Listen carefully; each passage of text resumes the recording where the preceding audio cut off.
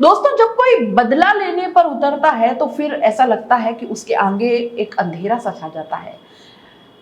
वो कहावत भी है ना कि जब नाश मनुष्य पर छाता है तो पहले विवेक मर जाता है। गुस्सा इतना होता है, बदला लेने की लालसा, या ऐसा कहते हैं कि बदला लेना इस कदर दिल दिमाग पर छा जाता है कि फिर सब कुछ नजर आना बंद हो जाता है। एक दरोगा जी के साथ कुछ ऐसा ही हुआ, और फिर किस तरीके से क्या खौफनाक अंजाम उस चीज का हुआ, क्या खौफनाक कांड को उन्होंने अंजाम दिया, ये इस कहानी के माध्यम से आज हम जानेंगे। मध्य प्रदेश पुलिस में तैनात एक सब इंस्पेक्टर के परिवार में एक लड़की की शादी होती है। उस शादी में शामिल होने के लिए वो छुट्टी लेकर घर आते हैं।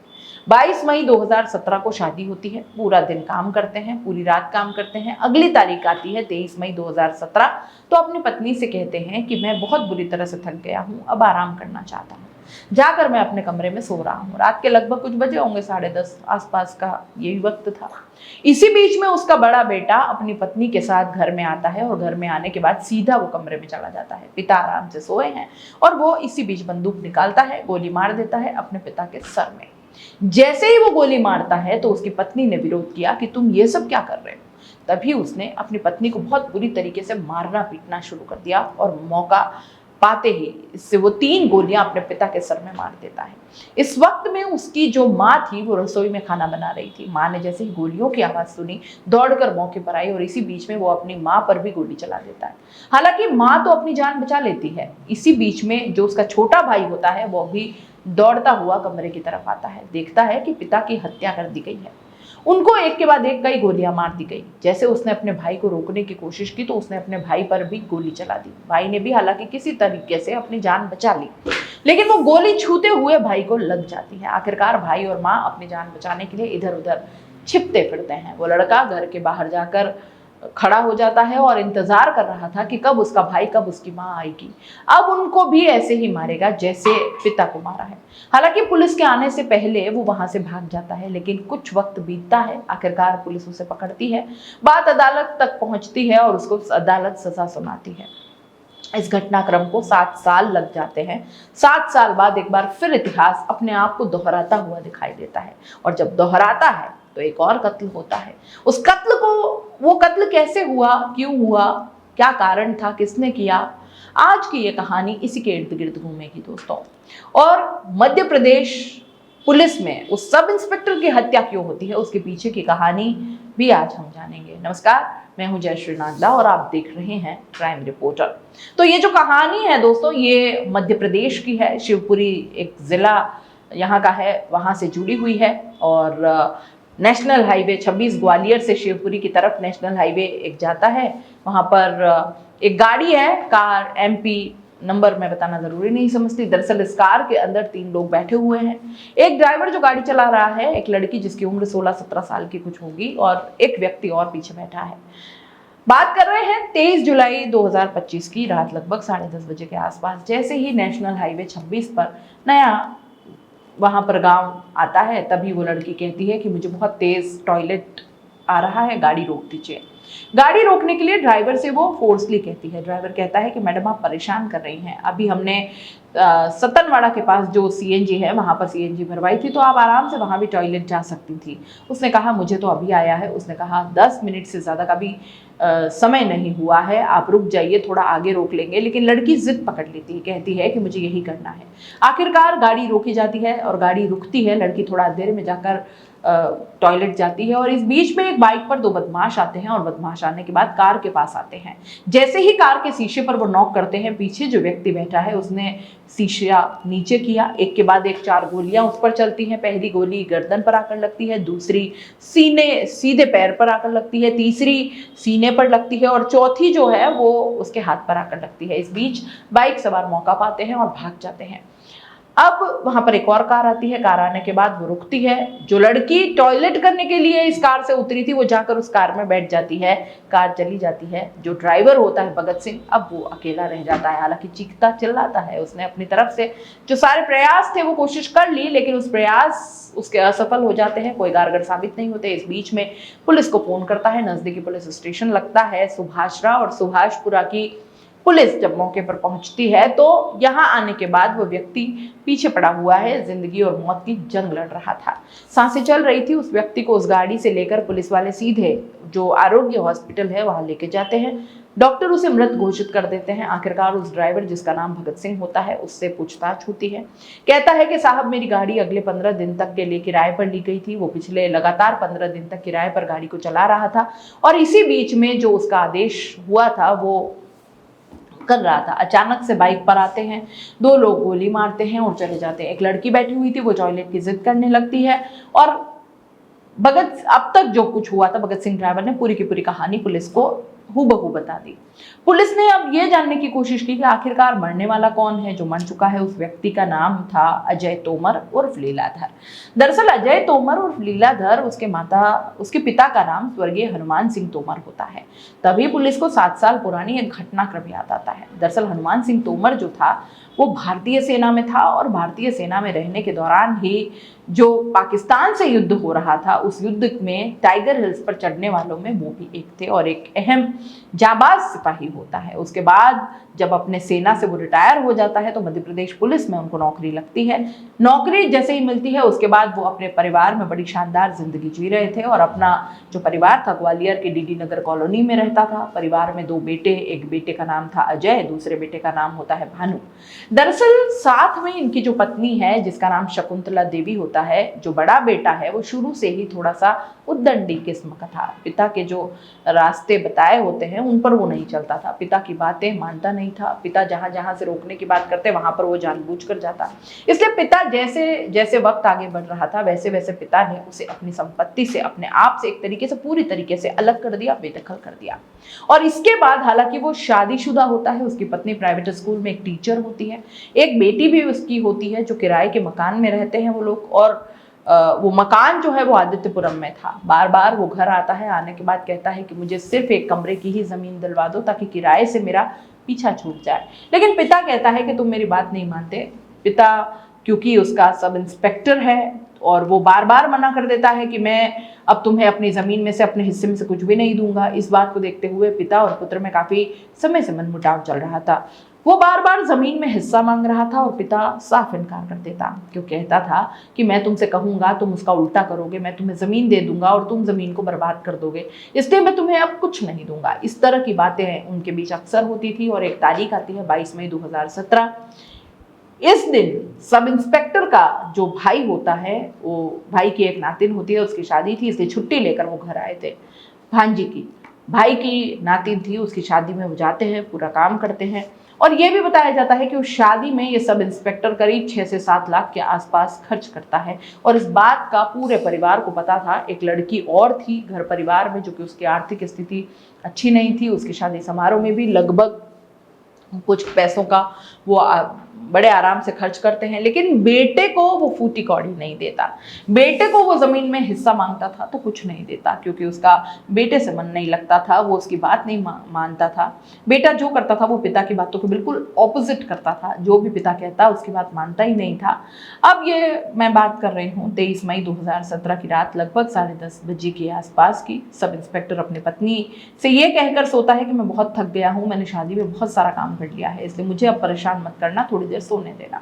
वो अपने कमरे में आराम से सोया हुआ था, बेटा लेटा हुआ था। और इसी बीच में उसका बेटा आता है अपनी पत्नी के साथ, जो उसकी टीचर पत्नी होती है। आने के बाद ताबड़तोड़ वो 4 गोलियां मारता है। 4 गोली लगने के बाद उसकी सब इंस्पेक्टर के मौके पर ही मौत हो जाती है।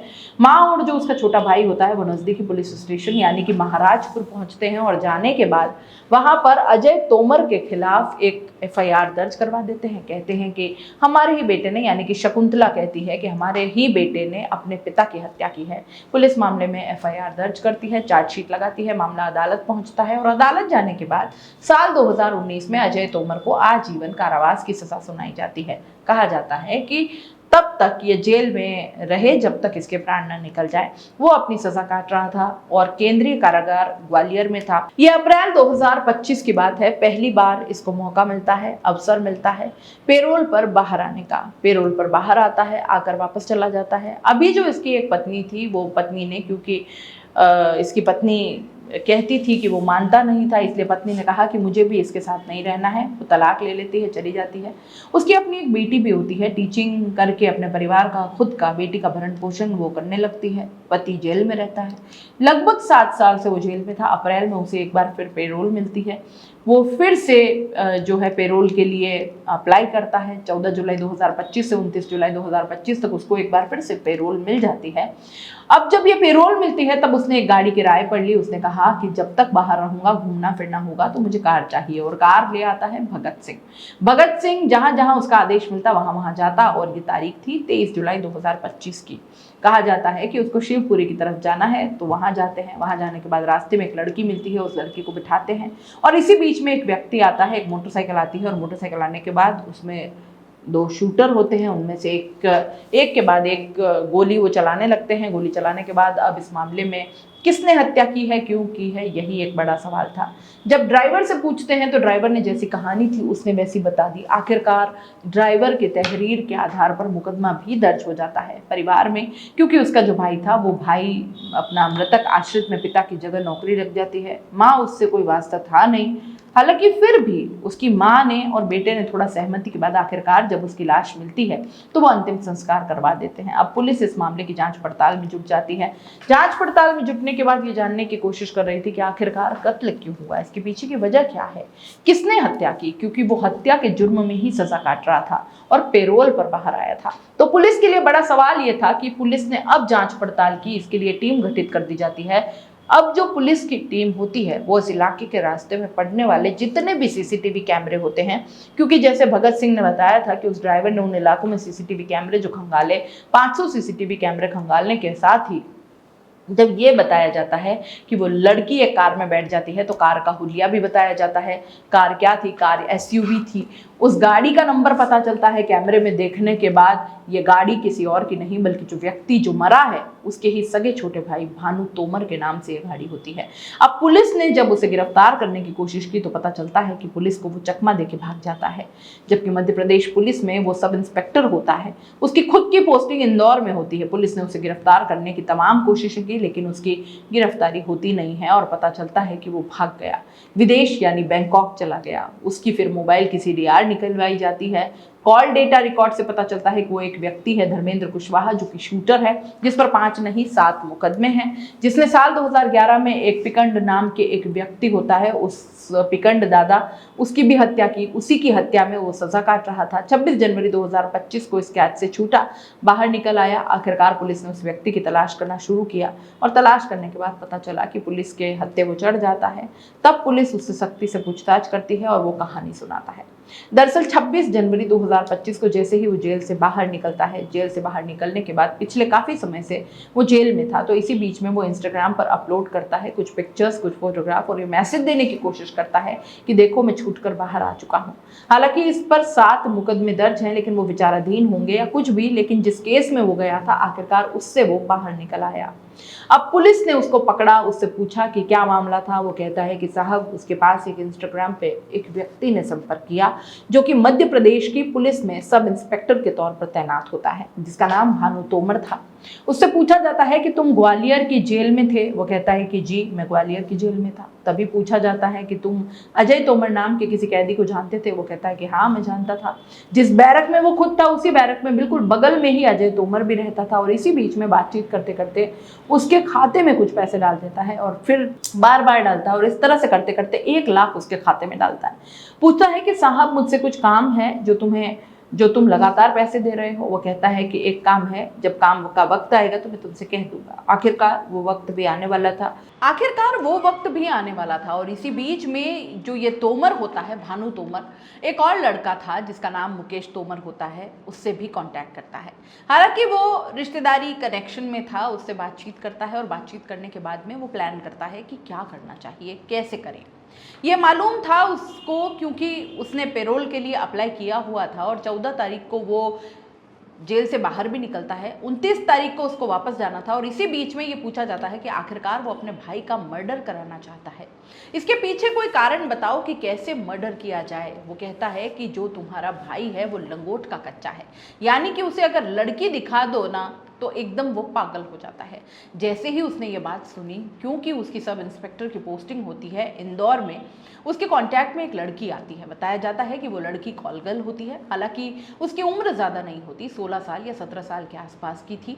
वो उस लड़की से कांटेक्ट करता है और लड़की से कांटेक्ट करने के बाद पता चलता है कि वो लड़की एक गैंग रेप के आरोप में जो बाल सुधार गृह होता है वहाँ पर जाती है। लेकिन कुछ समय रुकने के बाद वहाँ पर वो मौका पाती है और भाग जाती है।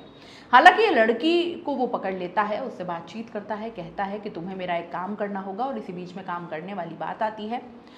तो कहते हैं कि मुनीश तोमर, धर्मेंद्र कुशवाहा जो कि शूटर होता है, और वो लड़की, तीनों आपस में सलाह मशवरा करते हैं। साथ ही सब इंस्पेक्टर उसको दिशा निर्देश देता है और कहता है कि यह काम इस तरह से करना है। इसी बीच में जैसे ही वो छूटकर जेल से आता है, अजय तोमर जो पेरोल पर आया था, इसी बीच में उस लड़की को सामने एकदम परोस दिया जाता है और कहा जाता है कि ये लड़की है, इसके साथ तुम कुछ भी करना चाहो कर सकते हो। शुरुआत में दोनों फ़ोन पर बात करते हैं। बातचीत करने के बाद जब ज़्यादा एक दूसरे के प्रति अट्रैक्ट होने लगते हैं, तभी वो तारीख चुनते हैं 23 जुलाई 2025 को। वो जो गाड़ी उसने किराए पर ली हुई थी, भगत सिंह उस गाड़ी में बैठा था। भगत सिंह जैसे ही गाड़ी में बैठा तो उसके बाद फिर उसे कहा, वो जाता है उस लड़की को, शिवपुरी से एक कटमई चौराहा है, वहाँ वो लड़की मिल जाती है। और लड़की जैसे ही मिलती है तो क्योंकि वो कहाँ कहाँ जा रहे हैं, क्या कर रहे हैं, वो एक एक चीज़ की जानकारी दे रही थी। आखिरकार नेशनल हाईवे पर नया गांव के पास जो तिराहा लगता है, वहाँ जैसे ही गाड़ी रुकती है, टॉयलेट के बहाने लड़की वहाँ से उससे गाड़ी से निकलती है, और इसी बीच में बाइक पर शूटर आते हैं और आने के बाद तुरंत ही गोली मारकर उसकी हत्या कर दी जाती है। लेकिन जब बाइक आराम से निकल जाती है और पुलिस इस मामले की जांच पड़ताल करती है, तो पता चलता है कि सगा छोटा भाई, जिसको मृतक आश्रित में नौकरी मिलती है, दरअसल उसी ने अपने बड़े भाई की हत्या कराई। लेकिन हत्या के पीछे के जो कारण पता चलते हैं वो ये कि या तो ज़मीन को लेकर विवाद वगैरह चल रहा था, क्योंकि वो जब जेल से जिसे पैरोल पर आता है तो वो अपने भाई से हिस्सा मांग रहा था और भाई उसका हिस्सा देना नहीं चाहता था। ये भी दावा किया जा रहा था कि जब पिता ने ही हिस्सा नहीं दिया तो भाई ने भी साफ इनकार कर दिया कि हम भी कोई हिस्सा नहीं देंगे। साथ ही दूसरी बात ये भी चल रही थी, क्योंकि उसने अपने पिता की हत्या का बदला लिया है, हालांकि वो पुलिस की अभी गिरफ्त में नहीं आया, पुलिस उसे गिरफ्तार करने की कोशिश में जुटी हुई है, क्योंकि वो विदेश गया हुआ है और वो विदेश से कैसे इंडिया लाया जाएगा, इसके लिए अब पुलिस अपनी तरफ से प्रयास कर रही है। लेकिन जो भी होता है वो वाकई अपने आप में भयानक होता है, खौफनाक होता है। पहले पिता की हत्या की जाती है, उसके बाद फिर बेटे की हत्या की जाती है, और जो बेटा दूसरा हत्या करता है वो बैंकॉक चला जाता है, और जिस ज़मीन के लिए हत्या होती है वो ज़मीन वैसे की वैसे यूं ही रह जाती है। लेकिन जो उसको बरतने वाले हैं, जो उसको प्रयोग करने वाले हैं, वो शायद अब इस दुनिया में नहीं है। आप इस पूरी क्राइम की कहानी को किस तरह से देखते हैं? क्राइम की स्टोरीज़ अलग अलग हम आपके लिए लेकर के आते हैं। आपको ये कहानियाँ कैसी लगती है, कमेंट बॉक्स में ज़रूर बताइएगा। जाते जाते चैनल को लाइक, शेयर और सब्सक्राइब ज़रूर कर दीजिएगा। नमस्कार।